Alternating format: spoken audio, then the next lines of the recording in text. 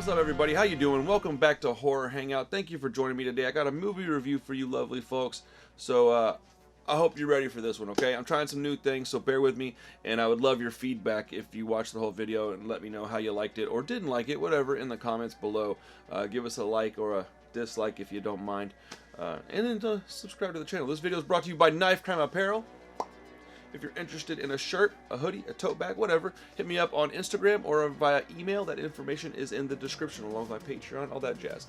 We have Patreon exclusive content, everything.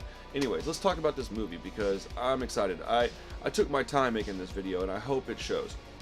Released October 6th of 2018 and made for only $30,000. This is a perfect high fantasy horror film for the fan of minimalist storytelling. The film is like a cross between Game of Thrones, Lord of the Rings, and Evil Dead 2, minus all the silliness of the Evil Dead 2. It's got a color palette of The Witch, and it is a very dense 72 minutes in length. This movie rules, alright? The story is about a man, the father, from medieval times who is a bounty hunter of monsters for the king. He does this in the hopes of coming across the demon that killed his daughter and avenging her death. To be honest, it seems as though he doesn't even want to do this, but he's compelled to do so in order to get the revenge he needs to finally live a life of peace. Feels like he can accomplish this, and then when his life is done, he'll just be done. He'll be complete. It's like when you finally get that Grail comic book you were looking for all these years, and you're just like, I'm done buying comics. That's what it felt like. He was just searching for that. And these were a different kind of human, alright? This was a hard man from a hard time. He's a warlock that practices black magic, and he literally has a cauldron, alright, that he brews up this like black, muddy, gunky salve that he puts on his wounds to help heal. And I mean help heal like that. I mean, it looks disgusting. The smell, I'm not kidding, it comes through the screen, man. This stuff is gnarly. And I mean, when he puts it on himself, bam, bam, bam, the next day he wakes up and he's like 90, 100%, dude. It's crazy good stuff, man. This is like Neosporin Ultra Max Deluxe Edition Gold, right? I didn't have Neosporin back then. Anyways, look. The first part of the movie, we get to see how he gets to be in the situation that he's in. It's a relatively short Act 1. Then we're shown what he does with his days, and we get a little character building. We get to know our protagonist a little bit. He spends most of his time repairing his armor, checking his traps for food that he may have caught, preparing things for later, alright? And then I think daily even, he goes and he sits at the grave of his daughter and he speaks with her, you know? It's kind of one of those things where when you see it at first, you're like, oh, what's he doing? And you realize what it is and you're just, it's very somber, man. It's tough, man. It's tough. I've got kids and I don't know, man. Losing one of my kids, I just don't know that I could. Even thinking about it makes me want to start crying. Maybe about 15 minutes in the movie, we hear horns from the castle that are apparently a bat signal of sorts.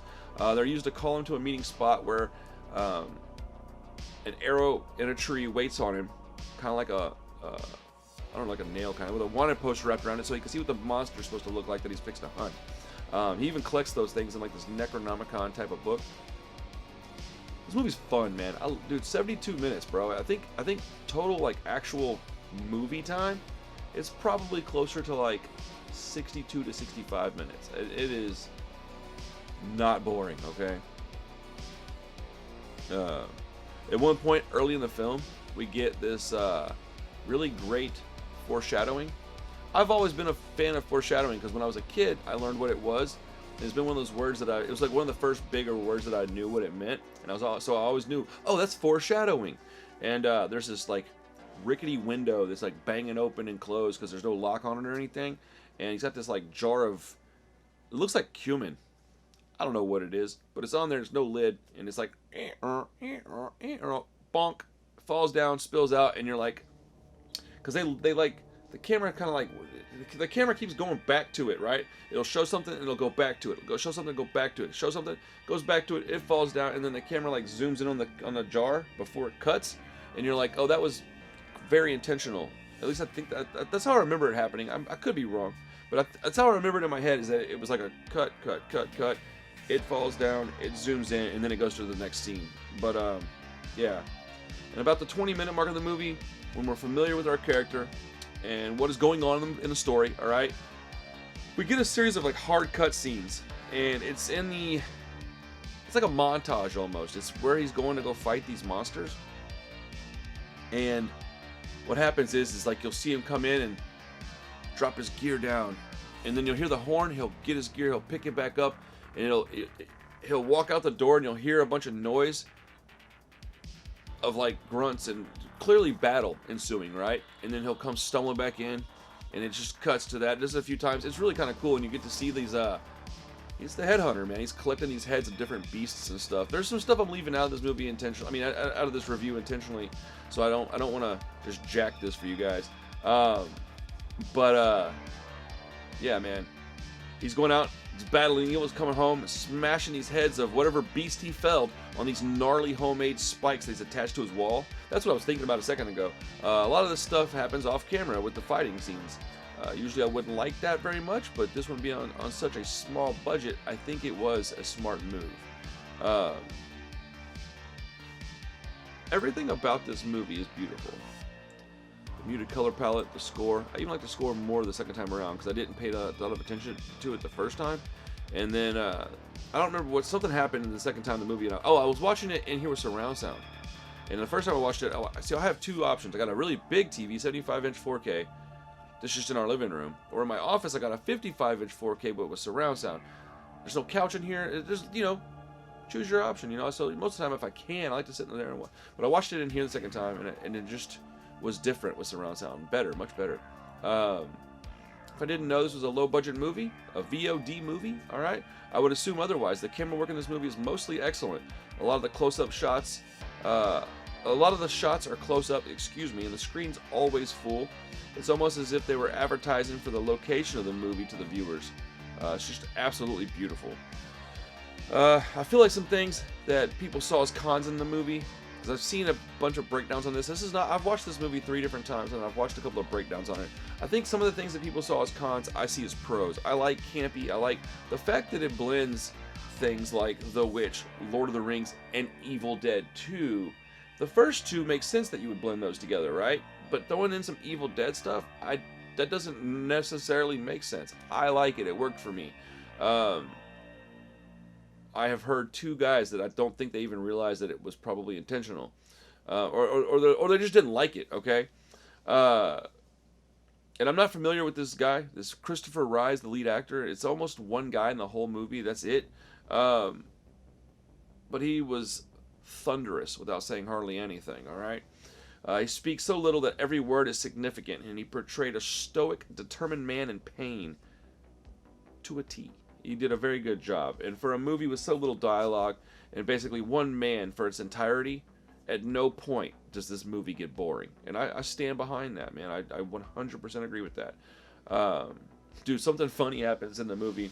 I had those little bullet points here, and I'm trying to not read them. I need to get a teleprompter. That would make my videos a lot better, I think. But I can't afford that right now. Maybe I can with my amazing patrons just kicking ass right now. Actually, you know what? That might be my next thing on my list. I'm trying to get a new camera first, but I want to get a teleprompter. Anyways, look. So this funny thing happens towards the, I don't know, probably at the beginning of the third act of the movie. He hears the horn, and he goes to go check out the arrow in the tree. He pulls out the wanted thing, and he's like, huh! And he just takes off running. And so that at that point, you know that's the pay dirt, right? He's got it. So he gets back to his daughter's grave, and he's like, it's time. It's here. I'm gonna get this thing. And he puts the picture, instead of putting it in the Necronomicon book, he puts it on her grave, and he lays a rock on it so it doesn't go anywhere, right? And then he gets ready, and he goes, right? This dude's only got, man, as I'm talking, I'm remembering a bunch of more stuff, and I'm really glad that there's so much more for me to remember that I'm not telling you about, because it's a short movie, and for that to be the case, this is a dense 72 minutes was probably my favorite line that I came up with when writing this review, because it's accurate. It is a dense 72 minutes. Anyways, look, he goes out, and he's like on his way, and he's walking through this area, and he's time to set up camp and sleep for the night, right? He's going to get something to eat and lay down and get some rest. And you hear him talking, and at first you think he's talking to himself, but then it pans over, and this fool is so lonely. He's got nothing going. He's in such solitude that when he goes out to find this beast, and he goes to camp, he camps next to like a decaying, rotting skeleton, and then so he can have somebody to talk to. And I just thought that was, like black comedy, but comedy nonetheless. In a movie that's really serious and very bleak and somber, I think that was just perfectly placed. It was just like, it was like Salt Bae, right in there in a perfect spot. But this is where I'm going to stop talking about the movie, because for a movie so short, and as much as I have talked about it, there's a lot more to discover, like I said, and some cool things that spoiling would be a bad move regardless of the age of the film. And I think that everyone should go watch this movie. Support this movie. Support movies like this, because this is how classics are made. I'm not kidding.